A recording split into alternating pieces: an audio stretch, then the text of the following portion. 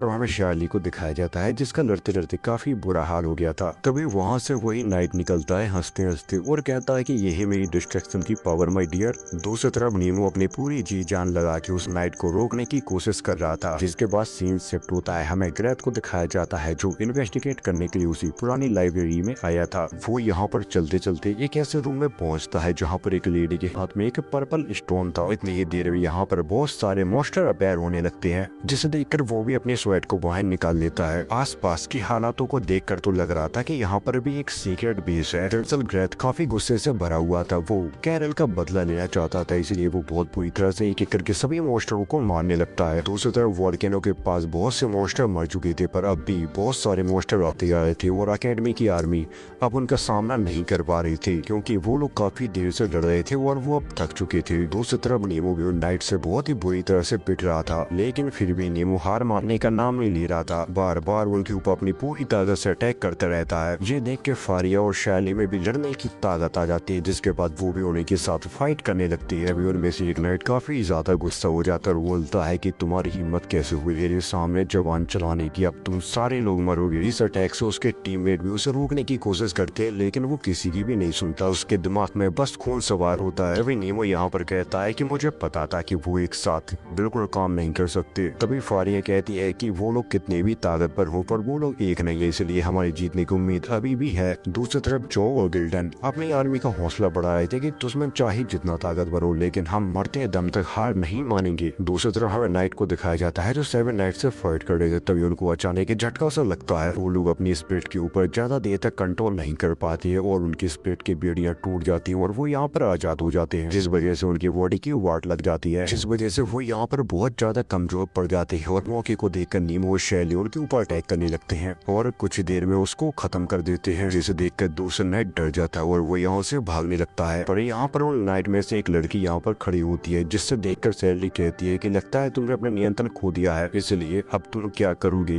दूसरी तरफ गैरत एक मॉन्स्टर को मारते मारते थक चुका था, लेकिन वो मर ही नहीं जाता। तभी उसकी मदद करने यहाँ पर सूफी आ जाती है। तभी सीन शिफ्ट होता है जहाँ पर नीमो फारिया और शैली से कहता है कि तुम दोनों मंदिर जाओ, मेरे बिना मेरी चिंता मत करो, मैं ठीक रहूंगा। फारिया समझ जाते हैं कि नीमो के दिमाग में कोई प्लान है, जिसके बाद वो दोनों यहाँ से चले जाते हैं। जिसके बाद नीमो उस लड़की से कहता है कि आखिर में तुम और मैं भाई बहन की तरह हैं। उस लड़की को लगता है कि इसे भी साथ मेरे मास्टर ने बनाया होगा, जिस पर वो कहती है कि बताओ तुमने हमें धोखा क्यों दिया, तुम भी चुने गए हो बिल्कुल हमारी तरह। इतना कह के वो नीमो के ऊपर अटैक करने लगती है, लेकिन अब वो नीमो के सामने काफी ज्यादा कमजोर थी, जिस पर नीमो कहता है क्योंकि मैं आजाद हूँ और मैं एक नई जिंदगी चाहता हूँ। तभी हमें दूसरी तरफ फारिया और शैली को दिखाया जाता है जहाँ पर वो लोग बात कर रहे थे कि मुझे उम्मीद है कि वो ठीक होगा। वो लोग आमिस ग्रेमैन की तरफ बढ़ रहे थे। तभी हमें दूसरी तरफ फाइट को दिखाया जाता है जहाँ पर वो लड़की नीमो के साथ फाइट कर रही थी। हमें लगता था कि वो लड़की कमजोर हो गई है, लेकिन वो तो अभी भी बहुत ज्यादा ताकतवर है। लगता है उसके स्पिरिट उसकी बॉडी से अच्छी तरह से आजाद नहीं हो पाई है। नीमो उसे समझाने की कोशिश करता है, लेकिन उसकी धीरे धीरे फाइट और भी ज्यादा इंटेंस होती जाती है। अभी नीमो उस लड़की में किक मारता है, जिससे अचानक उसको कुछ हो जाता है और वो यहाँ पर हिल नहीं पाती। उसकी मौत उसकी आंखों के सामने थी, तभी उसकी आंखें बंद हो जाती हैं। तभी उसकी सोल से आवाज देती है कि तुम ऐसे मर नहीं सकते। उसके अंदर एक महारानी की सोल थी जो काफी ज्यादा ताकतवर थी। तभी नीमो के सामने एक अचानक लाइट गिरती है, जिससे वो दूर फिर जाता है, जिस पर नीमो उससे कहता है कि तुमने अपने हीरो की आवाज सुनी है ना, जब तुम उन्हें सुनने की कोशिश करोगे तब वो तुम्हारे सवालों का जवाब भी देंगे। तभी वो अपने क्रिएटर के बारे में सोच लगती है कि आखिर उसने मुझे क्यों बनाया। तभी नीमो उसकी तरफ दोस्ती का हाथ बढ़ाता है, जिसे देखकर वो लड़की कहती है कि तुम एक बहुत अच्छे इंसान हो, जिस पर नीमो कहता है बिल्कुल भी नहीं, मैं एक बहुत ही बड़ा झूठा हूँ। जिसके बाद हमें वही नाइट को दिखाया जाता है जो डरते हुए भाग गया था। वो जिमेरा के पास पहुंचता है, उससे कहता है कि हम अपने बॉडी के ऊपर कंट्रोल नहीं कर पा रहे हैं, जिसके वजह से मैं मरने वाला हूँ। जिस पर जिमेरा अपनी आंखों को खोलता है और कहता है कि इससे अच्छा तुम मर क्यों नहीं गए, लेकिन मुझे लगता है कि तुम तीनों में से कोई भी नहीं जो तबाही का बेटा बनने के लायक हो। मुझे लगता है कि असली तबाही का बेटा जल्दी यहाँ पर आएगा। जिसके बाद आमिस जिमेरा अपने यहाँ तो अपने ही सोल्जर को मार डालता है। इतनी देर में फारिया और शैली आर्मिस के सीक्रेट बेस पे आ जाते हैं। वो लोग उसके प्लान को चौपट करने यहाँ पर आए थे। दूसरी तरफ हमें ग्रेट को दिखाया जाता है, जिसके हाथ में अभी एक बहुत ही बड़ा सीक्रेट लगा था। वो कहता है कि हम एक बहुत बड़ी जानलेवा गलतफहमी में थे, इसका मतलब इन सब के पीछे नीमू है। जिसके बाद सीन शिफ्ट होता है, मैं आमिर को दिखाया जाता है जो वहाँ से उससे कहता है कि अब मैं तुम्हें एक धार्मिक सजा देने वाला हूँ, महान नस्तरा के नाम पे। इतना कह के वो उन दोनों के ऊपर जानलेवा अटैक करने लगता है। वो भी उनके अटैक को डॉच करते हो बदले में उसके ऊपर अटैक करते हैं, लेकिन उसे इतने खतरनाक अटैक से एक खरोच भी नहीं आती। जिसके बाद शाली फिर से उसके ऊपर अटैक करती है, लेकिन उसकी बॉडी के आर पार स्वेट हो जाती है, लेकिन फिर भी उसको ज्यादा कुछ फर्क नहीं पड़ता, जिसे देखकर उनके पसीने छूटने लगते हैं। जिसके बाद वो शार्ली को पत्ते की तरह उड़ा देता है। जिसके बाद सीन एलन के पास्ट की तरफ शिफ्ट होता है, जहाँ पर कोई भी उसका दोस्त नहीं बनना चाहता था। सभी लोग उससे दूर भागते थे क्योंकि वो फ्यूचर को देख सकती थी। वो ये बात जब वो लोगों को बताती है तो वो लोग उससे डरने लगते हैं और उससे दूर भाग जाते हैं, क्योंकि सभी को लगता है कि वो लड़की श्रापित है। इसी तरह एलन का कोई भी फ्रेंड नहीं था, पर उसकी एक फ्रेंड थी, बट सैडली उसकी भी डेथ हो जाती है और वो इस दुनिया में अकेली पड़ चुकी थी। तभी एक दिन उसकी मुलाकात होती है कि फारिया नाम की लड़की से, जिससे उसकी बहुत ही अच्छी दोस्ती होती है। जिस बात को काफी वक्त गुजर गया था, लेकिन वो लोग अभी भी बहुत ही अच्छे दोस्त थे। जिसके बाद वापस सीन प्रेजेंट में शिफ्ट होता है, जहाँ पर वो आदमी उन दोनों को मारने के लिए आगे बढ़ रहा था। फारिया उसका सामना करने की कोशिश करती है, लेकिन वो बहुत ही ज्यादा ताकतवर था। इतनी ही देर में यहाँ पर नीमू आ जाता है। उसके साथ वो लड़की भी होती है जिसको नीमू समझाने की कोशिश कर रहा था। तभी दूसरी तरफ हमें जो और गिल्डन को दिखाया जाता है, जहाँ पर वो सभी मॉन्स्टरों को खत्म कर चुके होते हैं। जहाँ पर जो कहता है कि मुझे लगता है कि ये आखिरी वाला था। वो लोग जहाँ पर खड़े होते हैं वो एक सीक्रेट जगह लग रही थी, जिसके बारे में एलन ने उसे पहले ही बता दिया था। जिसके बाद वो लोग एक सिंबल के ऊपर एक टाइम क्यूब रखते हैं। जिसके बाद हमें इसको दिखाया जाता है, जहाँ पर वो नीमू से कहता है, आखिरकार तू मेरे पास आ ही गई तबाही के बेटे। ये सुन के फारिया और शैली दोनों ये सोच रह जाते हैं कि वो नीमू से आखिर क्या कह रहा है। जिस पर आमिश कहता है कि तुमने जो सुना वो बिल्कुल ठीक है, मैं नकली उत्तराधिकारी हूँ, मैं इसलिए बना ताकि ये एक दिन यहाँ पर आ पाए। जिस पर वो नाइट लड़की कहती है कि अरे ये तुम क्या कर रहे हो लॉर्ड आमिश, अगर ऐसा है तो तुमने हम तीनों को बस इस्तेमाल किया है। तभी नीमू उस आदमी से कहता है कि अबे ओह चुप हो जा, वो लड़की अब तेरी कठपुतली नहीं है। दरअसल उस लड़की का नाम रैदा है। वो यहाँ पर रोने लगती है। वो कहती है कि तुमने सिर्फ हमको कठपुतली की तरह इस्तेमाल किया है, हम तो तुम्हें भगवान मानते थे। रैदा के साइड में उसका टीममेट भी मार डाला होता है, जिसको आमिश ने अपने ही हाथों मार डाला था। रेगा को इस बात से बहुत ज्यादा गुस्सा आता है। वो सीधा आर्विस के ऊपर अटैक कर देती है। वो अपनी पूरी पावर के साथ उसके बॉडी के आर पार अपनी स्वेट को कर देती है, लेकिन फिर भी उसको कुछ भी फर्क नहीं पड़ता। वो रेगा को उठा के यहाँ से दूर फेंक देता है, जिससे रेगा को काफी ज्यादा चोटें आ जाती है। तभी फारिया चिल्लाते हुए कहती है कि आखिर तुम नीमू के साथ क्या करना चाहते हो। वो कहता है कि मैं तबाही के बेटे को बलि देकर तबाही को देवताओं को खुश करना चाहता हूँ। इसके बाद मैं रिंग की मदद से पूरी दुनिया को खत्म कर दूंगा। जिस पर शैरली कहती है कि तू एक मतलब इंसान है, तू सभी लोगों को डरा के यहाँ का भगवान बनना चाहता है। जहाँ पर वो कहता है कि निश्चित रूप से मेरे अच्छे काम तुम लोगों को दिखाई नहीं दे रहे, और हाँ वो लोग तुम हो जिसके अंदर शराब बसा है इस दुनिया को तबाह करने का। दूसरी तरफ हमें ग्रेथ और सोफी को दिखाया जाता है, जहाँ पर सोफी ग्रेथ से कहती है कि पुरानी लाइब्रेरी के ऊपर शराब है। वो एक सच्ची बात है। दरअसल सोफी के ऊपर भी वो शराब एक्टिवेट हो गया था, और वो कहती है कि मैं इसको ज्यादा देर तक नहीं रोक पाऊंगी। जिस पर ग्रेथ कहता है कि तुमने ये मुझे पहले क्यों नहीं बताया। जिस पर सोफी कहती है कि मैं तुम्हें ये नहीं बता सकती क्योंकि इसके बारे में जानना एक जानलेवा बीमारी की तरह है। जिस पर ग्रेथ कहता है कि मुझे फर्क नहीं पड़ता, मुझे सच्चाई जाननी ही होगी, यही एक तरीका है कैरल की यादों को सम्मान देने का। तभी सोफी कहती है कि ठीक है मैं तुम्हें सब कुछ सच बता देती हूँ। तभी दूसरी तरफ हमें नीमू को दिखाया जाता है, जो आर्मी से बहुत बुरा पिटता है। वो नीमू को अपने मैजिक में जकड़ लेता है। उसी के साथ बाकी के लोग भी जमीन पर पड़े होते हैं। तभी आर्मी इस नीमू को एक बहुत ही खतरनाक झटका देता है, जिससे नीमू की रूह कांप जाती है। उसे लगता था कि ऐसा करने से नीमू की असलियत सामने आ जाएगी। आखिर वो तबाही का बेटा है तो उसे अपनी असली ताकत मुझे दिखानी ही होगी। ऐसा करते करते उसको काफी देर हो जाती है और वो गुस्से में कहता है कि तुम अपना असली चेहरा मुझे दिखाओ। इतनी ही देर में एलन यहाँ पर आ जाती है, जिसे देखकर वो कहता है कि अरे तुम कौन हो। जिस पर एलन कहती है कि मैं तो तुम्हारी हार देखने के लिए आई हूँ। जिस पर वो कहता है कि अरे क्या बकवास कर रही है चोरी। तभी एलन फारिया से कहते हैं कि ये सब मेरे ऊपर छोड़ दो प्रेसिडेंट, मैं सब कुछ संभाल लूंगी क्योंकि हमारे पास एक हुक्म का इक्का है। तभी शर्ली सोचती है कि मैंने कभी इसको अपनी शक्तियों का इस्तेमाल करते हुए नहीं देखा, और शायद प्रेसिडेंट को पता होगा क्या है ये। दरअसल एलन के पास टाइम पावर थी, तभी वो अपनी पावर को एक्टिवेट करती है, जिसे देखकर आर्मी डर जाता है। जिसके बाद जहाँ पर जो गिल्डर होते हैं वहाँ पर भी सिंबल एक्टिवेट हो जाता है। उसकी पावर से यहाँ पर अर्थ सेक होने लगती है। आर्मी को यहाँ पर कुछ भी समझ में नहीं आता। वो अपने अटैक को एलन के ऊपर थ्रो कर देता है, लेकिन वो एलन के पास जाते ही रुक जाते हैं। फिर एलन पहले तो उसकी रिंग तोड़ती है अपनी पावर से, जिसे देखकर आर्मी शॉक में चला जाता है कि अरे ये नहीं हो सकता। उसी देर में सेवन नाइट को यहाँ पर होश आ जाता है, जहाँ जहाँ पर एलन उनसे कहती है कि मेरा काम तो हो गया, अब तुम लोग संभालो। इतना कह के वो नॉर्मल हो जाती है। यहाँ पर नॉर्मल होने से पहले एलन ने सभी को हील कर दिया था, सभी के अंदर वापस पूरी ताकत आ चुकी थी। जिसके बाद नीमो और फारिया आर्मिस ग्रे मैन के साथ फाइट करने लगते हैं। फारिया आर्मिस के ऊपर एक कट मार देती है, जिससे हमें ये पता चल जाता है कि आर्मिस अब अमर नहीं रहा, बट तब भी वो यहाँ पर काफी ज्यादा ताकतवर था। वो कहता है कि बिना इमॉर्टल पावर के भी मैं एक हीरो हूँ, तुम बच्चे मुझे नहीं हरा सकते। तभी फारिया उसके साथ फाइट करने लगती है ताकि नीमो को अपने अटैक को चार्ज करने के लिए थोड़ा वक्त मिले। जिसके बाद नीमो अपने 100 ऑफ पावर का उसके ऊपर अटैक छोड़ता है। आर्मिस उसके अटैक से बचता है, पर फिर भी वो शौक रहता है कि आखिर इस बच्चे के पास अचानक इतनी सारी पावर कैसे आ गई। जिसके बाद नीमो अपने फुल पोटेंशियल का यूज करता है। वो एक ही अटैक में अपनी सारी ताकत लगा देता है, जहाँ पर वोल्केनो में एक बहुत ही बड़ा होल हो जाता है। लेकिन फिर भी नीमो रुकने का नाम ही नहीं ले रहा था। उसकी पावर को देखकर यहाँ पर सभी नाइट शॉक में रहते हैं, क्योंकि उसकी पावर की लहर आसमान को छुई थी। जिसके बाद हमें वही पुरानी लाइब्रेरी की बुक को दिखाया जाता है, जो अचानक ओपन हो जाती है। उसके अंदर से एक ऑरा निकलने लगता है और वो भी आसमान की तरफ जाने लगता है। दूसरी तरफ नीमो अपनी काफी ज्यादा पावर को इस्तेमाल कर चुका था, इसीलिए वो बहुत ज्यादा थक जाता है। जिसके बाद ये लोग ये बैटल बहुत ही मुश्किल हालातों में जीत जाते हैं। फिर यहाँ की धरती शेक होने लगती है, क्योंकि वो लोग वोल्केनो के अंदर थे। तभी रेदा यहाँ से भागकर जाने लगती है, जिस पर वो कहती है हमारा छोटा समझौता यहीं पर खत्म हुआ, मैं सेवन नाइट के हीरो के साथ नहीं जाऊंगी। जिसके बाद वो भी यहाँ से भाग जाती है। नीमो और सेवन नाइट की टीम भी यहाँ से निकल जाते हैं, क्योंकि कुछ ही देर में वो पूरी जगह तबाह होने वाली थी। दूसरी तरफ ग्रेथ और गिल्डन बाहर उन सभी का इंतजार कर रहे थे,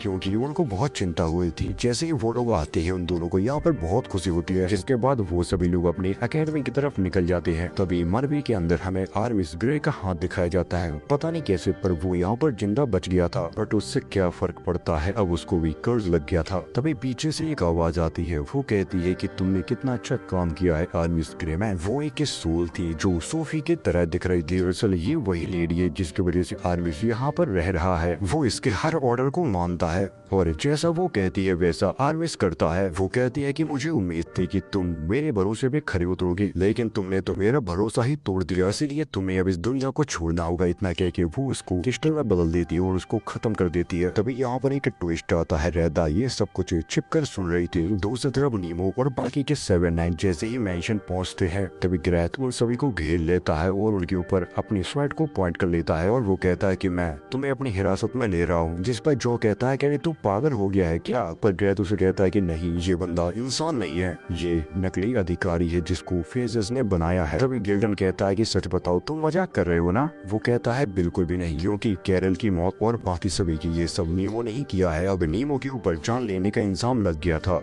और उसे अब लोगों ने जेल में डाल दिया था। तभी उससे मिलने के लिए यहाँ पर फारिया और एलन आते हैं, जहाँ पर फारिया कहती है पहले लाइब्रेरियन ने अपनी आत्मा को फेजेस को भेज दिया था, क्या तुमने भी उनके साथ गठबंधन किया है। उन्हें लगता है कि वो जेनियस की शक्ति थी जो अपनी शराब से लोगों को मार रही है। वो कहती है कि अब मैं समझ गई हूँ कि तुम्हें ग्रे मैन ने तवाई का बेटा क्यों कहा था। इतनी ही देर में यहाँ पर ग्रेथ आ जाता है। वो कहता है कि उसने बिल्कुल सही कहा था, वो काली शक्तियों का इस्तेमाल करता है हमारे स्कूल पर संकट लाने के लिए। जिसके बाद हमें 7-9 की एक मीटिंग को दिखाया जाता है, जहाँ पर बिल्कुल खामोशी छाई हुई थी। तभी गिल्डन कहता है कि नीमो हमारे साथ काफी समय से लड़ रहा है, वो ऐसा नहीं कर सकता यार। यहाँ पर ग्रेथ उससे कहता है कि सोफी ने पूरी जांच पड़ताल करने के बाद मुझे बताया है, मेरे पास उसके खिलाफ सारे सबूत हैं। उसी के साथ वो ये भी कहता है कि जिनसे तुम मिले थे वोल्केनो के अंदर, वो 3 नकली अधिकारी, वो लोग बिल्कुल नीमो जैसे ही है, मतलब कि नीमो उन सभी लोगों से मिला हुआ है। जिसके बाद वो ने एक पुराने रिकॉर्ड के बारे में दिखाता है, जहाँ पर नीमो जैसा एक हीरो था। तभी गिल्डन कहता है तुम भी यार क्या बात करो, वो शराब तो जब नीमो का जन्म नहीं हुआ होगा उससे पहले का है। अभी यहाँ पर जो भी कहने लगता है कि देखो मैं ठुकरा नहीं सकता, जब से नीमो इस अकेडमी में आया है तब से हादसे कुछ ज्यादा ही बढ़ने लगे। यहाँ पर एक लौता गिल्डन ही होता है जो नीमो का पक्ष ले था। वहाँ की सभी लोग यहाँ पर उसका विरोध कर रहे थे। गिल्डन कहता है कि तुम लोगों को ऐसा क्यों लगता है कि नीमो उन्हीं के साथ मिला हुआ है,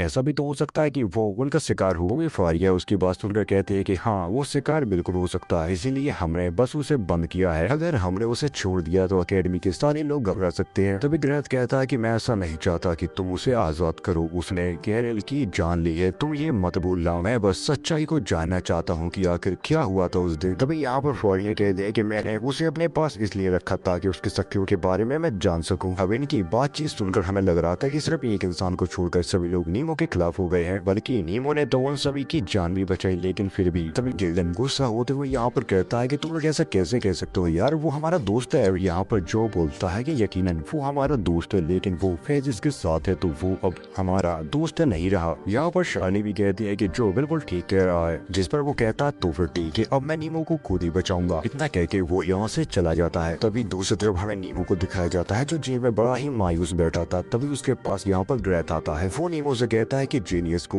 बुलाने की कोशिश भी मत करना, यहाँ का जादुई गोला उत्तर अधिकारी को रोकता है। ये जगह तुम्हारे ऐसे खतरनाक लोगों को एक जगह पे कैद करने के लिए है। यहाँ पर नीमो हंसते हुए उससे कहता है कि मुझे अपनी पावर का इस्तेमाल करने का यहाँ पर कोई भी इरादा नहीं है, मुझे तुम में से किसी से भी नहीं डरना है। ग्रेथ उसके ऊपर अपनी पावर का इस्तेमाल करता है और उसकी सेट यहाँ पर फट जाती है। तभी उसका डीमन हाथ बाहर निकलता है, जिस पर नीमो उससे कहता है कि ये मेरे पापों को दर्शाता है। जिस पर ग्रेथ कहता है कि तुम्हें कैरल को मारना नहीं चाहिए था। नीमो कहता है कि तुम शायद गलत समझ रहे हो, मेरा उसकी मौत में कोई भी हाथ नहीं है, तो फिर तुम आखिर किस पाप की बात कर रहे थे। जिस पर नीमो कहता है कि मैं एक नकली उत्तराधिकारी हूँ जिसको फेजिस ने बनाया है। यहाँ पर फारिया भी नीमो से मिलने के लिए आती है। वो ये बातें सब कुछ छिपकर सुन रही थी। जिसके बाद हम कहानी के पास्ट में जाते हैं, जहाँ पर नीमो का जन्म एक कैप्सूल के अंदर हुआ था। उसी के साथ उसके काफी सारे भाई बहन भी थे। फिर एक दिन आर्मिस ग्रेमैन ने उसे कैप्सूल से बाहर निकाला, जहाँ पर आर्मिस के 99% प्रोजेक्ट फेल हो गए थे। बस 1% से कम लोग उसके मेहनत पे खड़े उतर पाए थे। उनमें से एक नीमो भी था, पर नीमो के बारे में किसी को भी जानकारी नहीं थी, क्योंकि वो ऑटोमेटिक ही कैप्सूल से बाहर निकला था। उसे किसी की भी मदद नहीं लगी थी, इसलिए आर्मिस उसको तबाही का बेटा मानता है। जिसके बाद वो एक नीमो नाम का लड़का बन गया और अकेडमी ज्वाइन कर ली, क्योंकि उसको यहाँ पर आना पसंद था। फिर उसने फारिया और 7 नाइट के साथ बहुत ही अच्छा वक्त बिताया, जिसके बाद उसे यहाँ पर और भी अच्छा लगने लगा। ये बात छुपकर फारिया भी सुन रही थी, जिस पर ग्रेथ गुस्से में कहता है कि ये इंसान बनने का नाटक बंद कर। जिस पर नीमो शांति से कहता है कि मैं तुम लोगों को दोष नहीं देता, अगर मैं तुम्हारी जगह पे होता तो यही करता, इसलिए तुम अपनी तलवार को निकालो और मुझे मार डालो, क्योंकि मुझे तो लोगों से नहीं डरना। अभी गुस्से में ग्रेथ अपनी तलवार को बाहर निकालता है। फिर कहता है कि नहीं, अभी मैं तुमको जिंदा रहने दूंगा, मैं तुम्हें तब मारूंगा जब मेरे पास सारे सबूत आ जाएंगे। इतना कह के वो यहाँ से चला जाता है। रात होते ही फारिया अपनी स्पिरिट से पूछती है कि आखिर पुरानी लाइब्रेरी में क्या हुआ था। वो उसे अपना हाथ दिखाती है, जिसे देखकर फारिया कहती है ये तो वही है जिससे कैरल की जान गई थी। जिस पर इनोमिया की स्पिरिट कहती है क्या तुम सब कुछ दांव पे लगाने के लिए तैयार हो उसके लिए। जिस पर फारिया कहते हैं कि मैं बस नीमो की मदद करना चाहती हूँ, मैं उसे मरते हुए नहीं देख सकती। जिस पर वो स्पिरिट कहती है तो फिर ठीक है, अब मैं तुम्हें सब कुछ बताती हूँ। जिसके बाद वो एक सीक्रेट दरवाजा खोलती है। जब फारिया उसके अंदर जाती है तो उसके सामने एक बुक रखी होती है जो काफी ग्लो कर रही थी। जब वो उसके पास जाती है तो वहाँ पर एक ब्लैक ऑरा फ्लो होने लगता है और उसके सामने सारी सच्चाई आ जाती है। जिसके बाद सीन कट होता है, जहाँ पर गिल्डन एक आदमी को मना रहा था, जहाँ पर वो कहता है कि मेरा काम है नियमों को मानना, ना ही उनको तोड़ना। जिस पर वो कहता है कि मैं आपको नियम तोड़ने के लिए नहीं कह रहा। जिस पर वो कहता है कि सर आपने काफी गलत इन्वेस्टिगेट की थी, जिससे आपके ऊपर काफी कर्जा आ गया था, ये सब तुम्हें कैसे पता। जिस पर वो कहता है कि तुम्हें पता है ना कि मैं एक राजकुमार हूँ, शायद मैं तुम्हारी कुछ मदद कर सकता हूँ। जिस पर वो आदमी कहता है कि देखो मुझसे जो हो सके मैं पूरी कोशिश करूंगा और मैं उससे ज्यादा कुछ भी नहीं कर सकता। जब गिल्डन यहाँ से बाहर निकलता है तो बाहर सैली खड़ी होती है, जहाँ पर गिल्डन उससे कहता है क्या तुमने सब कुछ सुन लिया, जिसे वो हाँ में जवाब देती है। वो यहाँ पर नीमो के सपोर्ट में बात करती है, जिसे देखकर गिल्डन काफी खुश हो जाता है। जिसके बाद हमें जो को दिखाया जाता है, जहाँ पर वो अपना डेली रूटीन कंप्लीट कर रहा था। इतनी ही देर में यहाँ पर हमें सूफी आती है। वो जो को काफी परेशान देखती और कहती है कि मैं तुम्हारी परेशानी सुनने के लिए तैयार हूँ। जिस पर जो कहता है कि मुझे नहीं पता कि वो मेरा दुश्मन है, पर इतना मुझे पता है कि वो एक बहुत ही अच्छा बंदा है। तभी मिस सोफी उसका चेहरा पकड़ती है और कहती है कि तुम कितने अच्छे हो जो। वो उसे किस करने वाली थी, लेकिन जो यहाँ पर काफी घबरा जाता है। जिस पर सोफी कहती है कि तुम बिल्कुल वैसे ही आदमी हो जैसा मैंने सोचा था। उसके बाद हमें काल कोठरी में नीमो को दिखाया जाता है। दूसरी तरफ फारिया उस पल को याद करती है जहाँ पर उसकी पहली बार नीमो से मुलाकात हुई थी। उसके गाँव में आई होती है जहाँ पर नीमो पैदा हुआ था। जहाँ पर फारिया को उसके घर में एक ऐसी तस्वीर मिलती है जहाँ पर उसकी मॉम और उसके फादर भी थे। वो गाँव अब पूरा बर्बाद हो चुका था, वहाँ पर कोई भी जिंदा नहीं बचा था सिवाय नीमो को छोड़कर। तभी फारिया को एक नीचे स्टोन मिलता है जो नीमो की गले में एज अ रॉकेट था। वो उसे उठाने के लिए जाती है, इतनी देर में उसके ऊपर कोई अटैक कर देता है। वो और कोई नहीं रैदा होती है। रैदा को यहाँ पर गलतफहमी हो गई थी कि उसे लगता था कि फारिया उसे जान से मारने के लिए यहाँ पर आई है। इसके बाद वो फारिया के ऊपर सीधा अटैक करने लगती है। बदले में फारिया भी उससे लड़ने के लिए तैयार हो जाती है। अब उन दोनों की यहाँ पर काफी खतरनाक बैटल होने लगती है, जहाँ पर फारिया एक बहुत ही खतरनाक अटैक को इस्तेमाल करती है, जहाँ पर रैदा इससे काफी ज्यादा जख्मी हो जाती है और वो यहाँ पर हार मान लेती है। जिसके बाद रैदा फिर से उठती है और अपनी सक्सेशन पावर को एक्टिवेट करती है। अब उसके पास काफी ज्यादा पावर आ गई थी, जिसके बाद वो दोनों फिर से लड़ने लगते हैं। जिसके बाद सीन कट होता है, हमें यहाँ की चेयरमैन को दिखाया जाता है, जहाँ पर उसके सामने नीमो को उपस्थित किया जाता है। पर ग्रेथ कहता है कि तुम हमें सब कुछ बता दो वरना तुम्हारे साथ बहुत गलत होगा। जिस पर वो कहता है कि मुझे माफ करना, मुझे सच में कुछ भी नहीं पता है। जिस पर ग्रेथ चेयरमैन से कहता है कि उसे अपनी गलती मानने का कोई भी इरादा नहीं है, इसलिए मैं आपसे बस इतना कहना चाहता हूँ कि हमें उसे मार देना चाहिए। जिस पर सोफी कहते हैं कि मुझे लगता है कि अब कोई भी रास्ता नहीं बचा। जिस पर जो भी कहता है कि मैं मिस सोफी की बात से सहमत हूँ। जिस पर चेयरमैन कहते हैं कि हमें राज के भलाई के लिए और उसके शांति के लिए हमें नीमो को मार देना चाहिए। इतनी देर में यहाँ पर शार्ली और गिल्डन आती है। वो चेयरमैन को फैसला सुनाने से रोकते हैं। वो लोग कहते हैं कि हमें राजधानी से एक ऑर्डर आया है जिसमें लिखा था नीमो की मौत को अभी रोका जा रहा है। यहाँ पर ग्रेथ की आंखों में खून सवार था कि ये साला फिर से बच गया। जिस पर मिस सोफी कहते हैं कि ऑर्डर काफी ज्यादा देर से आया है, हमने फैसला सुना दिया है, इसकी मैं जिम्मेदारी लेती हूँ, हमें इसे अभी मारना होगा। अब जो भी नीमो के खिलाफ हो गया था, पता नहीं सोफी ने उसे कौन से पट्टी पड़ा दी है। वो लोग नीमो को मारने के लिए आगे बढ़ते हैं। इतनी देर में यहाँ पर फेरिया आती है, जहाँ पर फेरिया नीमो को एक रेड स्टोन दिखाती है और कहती है कि तुम्हें इसे देख के कुछ याद आ रहा है, ये नीमो की निशानी है, वो लड़का जिसने तुम्हें मारा। यहाँ पर काफी लोग शौक हो जाते हैं कि नीमो, अरे वो तो हमारे सामने खड़ा। जिस पर फारिया कहती है कि तुमने असली नीमो को मारा और इस स्कूल में आए। जिस पर नीमो कहता है कि तुमने सही कहा फारिया, मैंने उसे मार दिया, उसका शरीर वो उसकी यादें चुरा के, तो फिर अब मुझे मार दो फारिया। जिस पर फारिया कहती है कि अरे पागल मत बनाओ नीमो, मैंने तुमसे कहा था कि मैं तुम्हारी रक्षा करूंगी।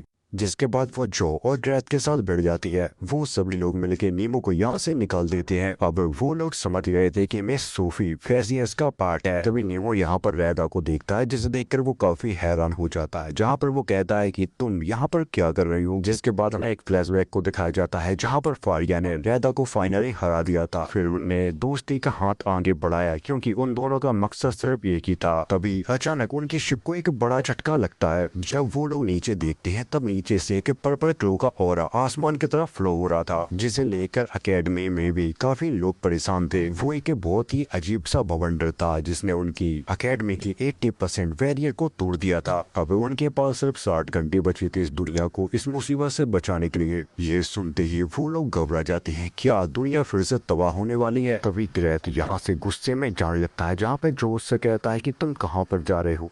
वो कहता है कि यहाँ पर बैठे बैठे हम कुछ भी नहीं कर सकते, सबकी उम्मीदें हमसे हैं, अगर हमने कुछ भी नहीं किया तो ये दुनिया सच में तबाह हो जाएगी। उससे पहले मैं नीमो को खत्म करने जा रहा हूँ। जिसके बाद सीन कट होता है। जो साइली और गिल्डन से कहता है, अगर जेनिस की शक्ति इस दुनिया को खत्म करने वाली है तो सिर्फ एक ही रास्ता है जो हमें करना चाहिए। अगर हमने कुछ भी नहीं किया तो हम अपनी आंखों से इस दुनिया को नष्ट होते हुए देखेंगे। मैं हमेशा एक अच्छा इंसान बन के नहीं रह सकता, मेरे पास परिवार है, मेरे पास अच्छे दोस्त हैं, इसलिए मैं इस तबाही को उन तक नहीं पहुंचने दे सकता। जिसके बाद सीन कट होता है, हमें ग्रेथ को दिखाया जाता है जो मिस सोफी के पास उनकी लाइब्रेरी में जाता है, जहाँ पर वो कहती है कि मुझे पता था कि तुम यहाँ पर जरूर आओगे। ग्रेथ यहाँ पर गुस्से में उबल रहा था, जहाँ पर वो सोफी से कहता है कि मुझे सत्य चाहिए, मुझे किसी को मारना है, मैं आज उस साले नीमो को नहीं छोड़ूंगा। जिसके बाद हमें नीमो को दिखाया जाता है, जहाँ पर फारिया उसके पास कॉफी लेकर आई थी। यहाँ पर नीमो फारिया से कहता है कि अब हम क्या करने वाले हैं, अगर मेरी मानो तो मेरी वजह से इस दुनिया का विनाश होने वाला है, इसलिए मुझे मार डालो, मैं नहीं चाहता कि तुम और बहुत से लोग मारे जाएं। तभी फारिया नीमो को अपना हाथ दिखाती है, जिसे देख कर नीमो शौक हो जाता और कहता है कि तुम्हें भी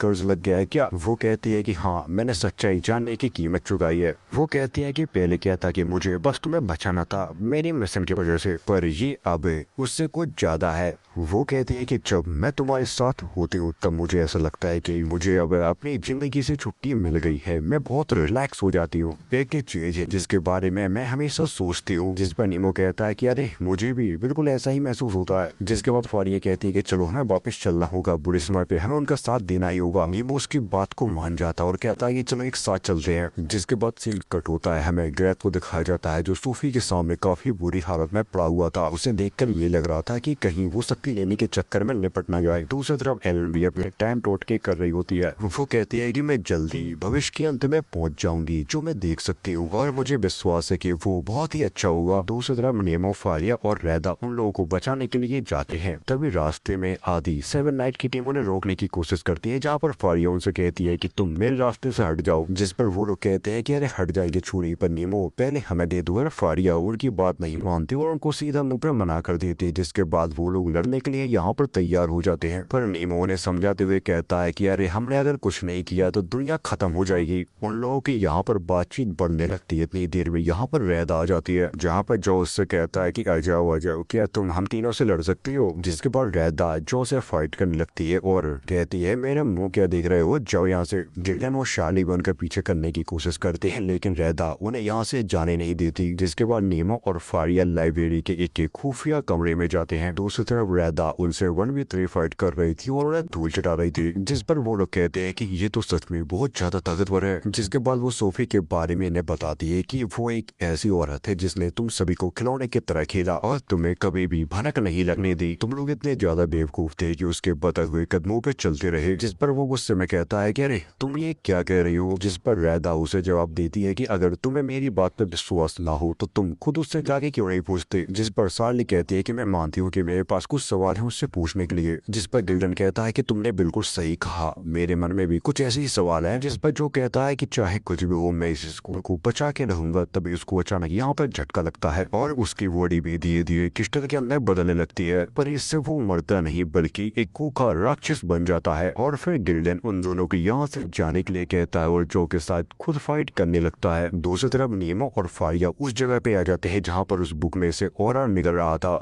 जहाँ पर फारिया की स्पिरिट उसे बताती है कि ये समय की किताब है और अब हम तुम्हें सब कुछ बता सकते हैं। और उससे पहले वो जेनिस की स्पिरिट को बुलाती है जो नीमो के अंदर एज अ हीरो थी। जिसके बाद वो दोनों किसी वेरिया के बारे में बात करते हैं कि वो अब काफी कमजोर हो गया है, क्योंकि यहाँ पर श्राप था, वो एक झूठ था ताकि लोग इससे दूर रहे। क्योंकि समय की किताब एक आवरण है, जो इस चीज के बारे में ज्यादा जान लेता है उसे दुनिया से हटा दिया जाता है, जैसे कि हमने कैरल के साथ होते हुए देखा है। जिसके बाद वो लेडी अपने पास्ट के बारे में उन्हें बताती है और कहती है कि जब हमारी फाइट फेजियस के साथ हुई थी, जहाँ पर जेनियस और इनुमिया बहुत ही अच्छे दोस्त हुआ करते थे। जैसा हमें इतिहास में बताया जाता है कि इनुमिया ने जेनियस का मर्डर कर दिया था, पर ऐसा कुछ भी नहीं था। वो दोनों तो अपनी आखिरी सांस तक एक दूसरे की मदद करते रहे और फिर दुनिया को बचाने के लिए जेनियस लड़ाई करते करते मर गया और उसको एक बुक के अंदर कैद कर दिया। लेकिन वहाँ पर एक और इंसान था जिसे वो नहीं पहचान पाए। वो और कोई नहीं मिस सोफी होती है। जिस पर वो यहाँ पर कहती है कि बहुत समय हो गया। जिस पर जेनियस कहता है कि मुझे पता था तुम ही होगी, और वो कहती है कि ये दुनिया बहुत मतलबी है, इसको बचाने का कोई मतलब नहीं बनता, क्योंकि उसके पास्ट में कुछ ऐसा हुआ था जिसको वो अभी तक नहीं भूल पाई और उसका बदला अभी भी इस दुनिया से ले रही है। तभी नीमो कहता है कि जो भी हो, पर मैं तुम्हें इस दुनिया को तबाह करने नहीं दूंगा। तभी तुरंत नीमो उसके ऊपर अटैक करने लगता है, पर सोफी के सामने तो नीमो एक चिलगोजा था। फारिया सोफी से कहती है कि अगर तो फेजियस का हिस्सा हो तो इनुमिया को ये सब पता चल जाता। जिस पर वो कहती है कि बिल्कुल, इसलिए तो जेनियस ने मुझे मारा था, इनुमिया को नहीं। और जैसे ही सोफी मरती है उसने अपना बैकअप प्लान पहले से ही तैयार करके रखा था, जिसके बाद वो बॉडी इसको चेंज करती है और हजारों साल तक जिंदा बनी रही। जिस पर नीमो उसके ऊपर गुस्सा होने लगता है। वो कहता है कि ऐसा करके तुमने कई लोगों की जान ली और कई लोगों की जिंदगी बर्बाद कर दी। बट अब सवाल आता है कि वो नीमो को आखिर क्यों मानना चाहती है, क्योंकि बात क्या है कि इस समय की किताब को सिर्फ नीमो ही खोल सकता है। वो उसके कैद को हटा सकता है, बट उसी के साथ वो उसको बदल भी सकता है। अब उन दोनों ने सोफी की बहुत बकवास सुन ली थी, जिसके बाद फारिया सीधे सोफी के ऊपर जाके अटैक करने लगती है। यहाँ पर नीमो भी अपने डेंजर अटैक को तैयार करने की कोशिश कर रहा था। इतनी देर में ग्रेथ उसके ऊपर हमला कर देता है, उसका एक हाथ काट डालता है और फिर नीमो को इतनी बुरी तरह से मारता है कि देखकर लग रहा था कि नीमो की अब शायद मौत हो चुकी है। इतनी ही देर में वो बुक यहाँ पर एक्टिवेट हो जाती है। जैसे ही नीमो के खून को देखता है वो एकदम डर जाता है, जिस पर सोफी कहते हैं कि बहुत बढ़िया ग्रेथ, तुमने बहुत अच्छा काम किया। जिसके बाद सोफी उसे मार डालती और कहते हैं कि बस तुम थोड़े बेवकूफ हो। यहाँ पर फारिया काफी डरी हुई थी, क्योंकि उसको लग रहा था कि नीमो अब शायद मर चुका है, क्योंकि उसके सांसें नहीं चल रही थी और वो यहाँ पर जोर जोर से रोने लगती है। जिस पर सोफी हंसने लगती है और कहती है कि अब कोई नहीं बचा है जो जेनिस की शक्तियों का इस्तेमाल कर सके, क्योंकि वो बुक एक्टिवेट हो गई थी, उसका कैद खुल खुल चुका था। फारिया नीमो को अपने सीने से लगा के रो रही होती है। इतनी देर में उनके नीचे एक सैम वाला पैर होता है। तभी वहां पर अचानक टाइम रिवर्स होने लगता है, जिसे देखकर वो सभी लोग शॉक हो जाते हैं। सोफी यहाँ पर काफी झटका खा जाती है। उसे नहीं समझ में आता कि आखिर ये क्या हो रहा है। अभी टाइम बैक हो जाता है और नीमो भी यहाँ पर हील हो जाता है। अब टाइम पावर को देख के हमें ये तो पता लग गया था कि ये एलन की पावर है। यहाँ पर जब नीमो की आंख खुलती है तो वो अपनी सोल से बात कर रहा था, क्योंकि नीमो ने वो बॉडी चुराई थी। उससे वो माफी मांगता और कहता है कि मुझे माफ करना, मैंने तुम्हें मार डाला। अगर मैं उस गांव से भागा नहीं होता तो मैं सबको बचा लेता। जिस पर उसकी सोल कहते हैं कि तुम चिंता मत करो, तुम अभी जिंदा हो। जिस पर नीमो रोने लगता है और कहता है कि मैं तुम्हारी माफी के काबिल नहीं हूँ। जिसके बाद नीमो की आंख खुलती है। वो यहाँ पर काफी ज्यादा गुस्से में था, लेकिन फिर भी उसका एक हाथ नहीं था। सोफी को यहाँ पर समझ नहीं आ रहा था कि आखिर यहाँ पर चल क्या रहा है। कुछ ही देर बाद एलन उसके हाथ को भी रिकवर कर देती है अपनी टाइम पावर से।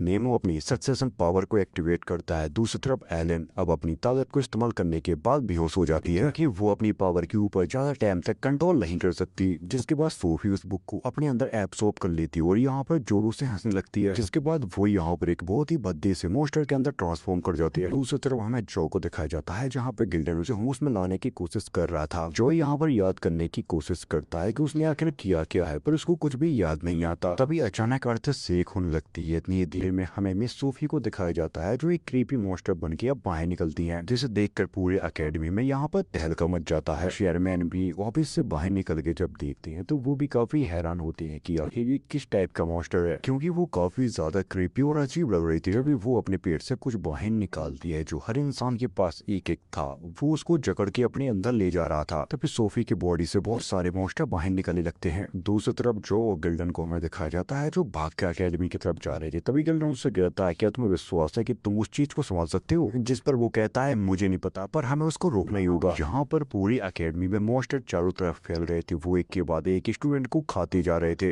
तभी फारिया वहां पर आती है। वो एक एक करके सभी मॉन्स्टरों को काटना चालू कर देती है। यहाँ पर नीमो को उसका इतना बड़ा रूप देख के उसको कुछ भी समझ में नहीं आ रहा था कि आखिर मैं इसको किस तरह से हराऊं और मुझे क्या करना चाहिए। तभी उसकी स्पिरिट उसे बताती है कि वो अब तबाही के बवंडर से अटैच हो गई है, बट उसे एक लैगिस ब्रेकर कैद कर देगा। तभी नीमो वहां से बचता है क्योंकि उसके ऊपर अब अटैक होना चालू हो गए थे। तभी यहाँ पर रैदा उसे बचाने के लिए आती है, जिस पर नीमो उससे कहता है कि मुझे टाइम दो, मैं कुछ कर सकता हूँ। इतनी ही देर में जो और गिल्डन भी यहाँ पर आ जाते हैं। वो भी एक एक करके यहाँ के मॉन्स्टर खत्म करने लगते हैं। दूसरी तरफ हमें एलन को दिखाया जाता है जो अपनी कमजोरी की वजह से जमीन पर लेटी हुई थी। तभी शार्ली उसके पास आती है जहाँ पर वो कहती है कि तुम प्रेसिडेंट को बेवकूफ बना सकती हो, लेकिन मुझे नहीं। टाइम कंट्रोल एक प्रमुख जादू है, पर इसके कई नुकसान भी हैं, इसलिए मैं हमेशा फ्लो के साथ चलती हूँ। यहाँ पर शार्ली उसकी फीलिंग को समझती है कि वो कहना क्या चाहती है, इसलिए वो उसे अपना ब्लड देती है ताकि वो हमेशा एक साथ रह सके। दूसरी तरफ नीमो और फारिया सोफी को मारने के लिए उसके नजदीक जाते हैं, लेकिन उसका वेरियर उसे आगे बढ़ने से रोक रहा था। तभी फारिया नीमो से कहती है कि एक तुम ही हो जो तबाही के बवंडर को कैद कर सकते हो। अगर ऐसा ही चलता रहा तो सब कुछ अंधकार में समा जाएगा, इसीलिए मैं अपनी पूरी शक्तियों का इस्तेमाल करती हूँ तुम्हें रास्ता दिखाने के लिए। तभी ग्रेथ उसके सामने आ जाता है। उसके ऊपर होने वाले हमले को वो अपने ऊपर ले लेता है और अपनी पूरी ताकत के साथ यहाँ पर एक रास्ता बनाने की कोशिश करने लगता है। बट जैसे ही वो अपनी पावर्स की लिमिट क्रॉस करने लगता है, उसकी बॉडी में कर्स ऑटोमेटिक और भी ज्यादा बढ़ने लगता है। नीमो उसे मना भी करता है कि तुम ऐसा मत करो वरना तुम मारे जाओगे। वो अपनी पूरी पावर को लगा देता है, लेकिन नीमो के लिए यहाँ पर रास्ता बना देता है। जिसके बाद नीमो और फारिया उस मॉन्स्टर के ऊपर चढ़ के सोफी के पास पहुंचते हैं। तभी सोफी नीमो से कहती है कि जब तुम इस अकेडमी में आए मुझे बहुत खुशी हुई थी, क्योंकि मेरी प्यार की आत्मा तुम्हारे अंदर थी। दूसरी तरफ वो अपनी आर्मी पूरी दुनिया भर में फैलाती जा रही थी ताकि सारे लोग खत्म हो जाएं और एक नया युग स्टार्ट। लेकिन अभी भी कुछ लोग अपनी जान की बाजी लगाकर लड़ रहे हैं, जबकि उन्हें पता है कि वो ये लड़ाई नहीं जीत सकते। दूसरी तरफ सोफी नीमो और फारिया के ऊपर अब अटैक करना चालू कर देती है। नीमो सोफी को मारने की कोशिश करता है, लेकिन वो अपने आप को कवर कर लेती है और उसके ऊपर अपने टेंटिकल से लगातार अटैक करती रहती है। नीमो और फारिया भी अपनी पूरी बहादुरी के साथ उनसे फाइट करते हैं। इतनी ही देर में सोफी अपनी बॉडी के अंदर चली जाती है। फिर उसकी बॉडी से अजीब से टेंटिकल निकलते हैं जो उन्हें मारने की कोशिश कर रहे थे। इतनी ही देर में उसकी बॉडी से फेस वाइन निकलता है जो काफी ज्यादा इस्तेमाल कर रहा था। तभी फेरिया लाइट की स्पीड से उसके फेस को काट डालती है, लेकिन इतनी जल्दी कहाँ उसका अंत होने वाला था। वो फिर से वापस आती है और उनके ऊपर अटैक करने लगती है। उन दोनों को यहाँ पर कुछ भी समझ में नहीं आ रहा था कि आगे इस चुड़ैल को किस तरह से मारे। अभी नीमो यहाँ पर फारिया को बचाता है और अपने अटैक को यहाँ पर चार्ज करने लगता है। दूसरी तरफ सोफी भी अपने अटैक को उनके ऊपर छोड़ने के लिए रेडी थी। जब उन दोनों दोनों के अटैक आपस में टकराते हैं तब यहाँ पर एक बहुत ही भयंकर धमाका होता है।